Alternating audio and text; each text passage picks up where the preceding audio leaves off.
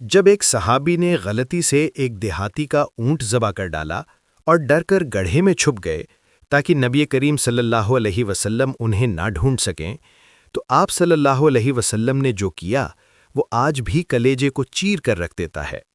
یہ اس وقت کی بات ہے جب ایک روز ایک دیہاتی مدینہ آیا اور اپنا ایک عمدہ اونٹ مسجد نبوی کے صحن میں باندھ کر اندر چلا گیا۔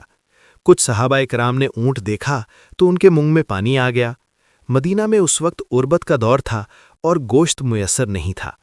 انہوں نے نعمان رضی اللہ عنہ کو دیکھا جو پاس سے گزر رہے تھے، تو تمام صحابہ کرام نے شرارت سے ان سے کہا، نعمان، اگر تم اس اونٹ کو ذبح کر دو تو ہم سب پیٹ بھر کر گوشت کھائیں گے۔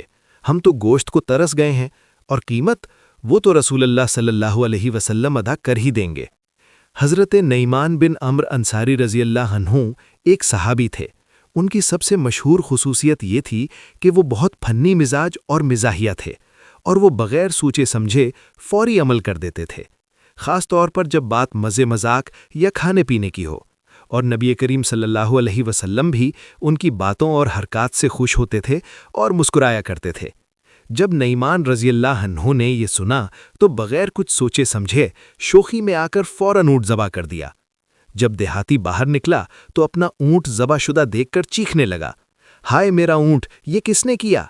شور سن کر نبی کریم صلی اللہ علیہ وسلم باہر تشریف لائے اور پوچھا، کیا ہوا؟ یہ کس نے کیا ہے؟ صحابہ رضی اللہ عنہ نے عرض کیا، یا رسول اللہ، یہ نعمان کی حرکت ہے۔ نعمان رضی اللہ عنہ کو معلوم ہو گیا کہ اب نبی صلی اللہ علیہ وسلم انہیں ڈھونڈیں گے، تو وہ فوراً حضرت زبابہ بنت زبیر رضی اللہ عنہا کے گھر میں گھس گئے اور ایک گڑھے میں لیٹ کر اوپر سے مٹی اور کھجور کے پتے ڈال لیے۔ حضرت زبابہ بنت زبیر نبی کریم صلی اللہ علیہ وسلم کی چچات بہن تھیں۔ نبی کریم صلی اللہ علیہ وسلم ان کی تلاش میں نکلے۔ راستے میں ایک صحابی نے بظاہر کہا، یا رسول اللہ، مجھے نعمان رضی اللہ عنہ کہیں نظر نہیں آ رہے، لیکن ساتھ ہی انگلی سے اسی گڑھے کی طرف اشارہ کر دیا جہاں حضرت نعمان چھپے ہوئے تھے۔ نبی کریم صلی اللہ علیہ وسلم نے گڑھے کے پاس آ کر نعمان رضی اللہ عنہ کو باہر نکالا تو ان کے چہرے پر مٹی لگی ہوئی تھی۔ آپ صلی اللہ علیہ وسلم نے ان کے چہرے سے اپنے مبارک ہاتھوں سے مٹی جھاڑی اور پوچھا، نعمان، تم نے یہ کیوں کیا؟ نعمان رضی اللہ عنہ نے بڑی معصومیت سے ان صحابہ رضی اللہ عنہ کی طرف اشارہ کرتے ہوئے کہا، یا رسول اللہ، انہی لوگوں نے مجھے کہا تھا کہ آپ صلی اللہ علیہ وسلم قیمت ادا کر دیں گے۔ یہ سن کر نبی کریم صلی اللہ علیہ وسلم مسکرا دیے اور نعمان رضی اللہ عنہ کے چہرے کو اپنے ہاتھ مبارک سے چھوا اور اس دیہاتی کو اونٹ کی پوری قیمت ادا فرما دی۔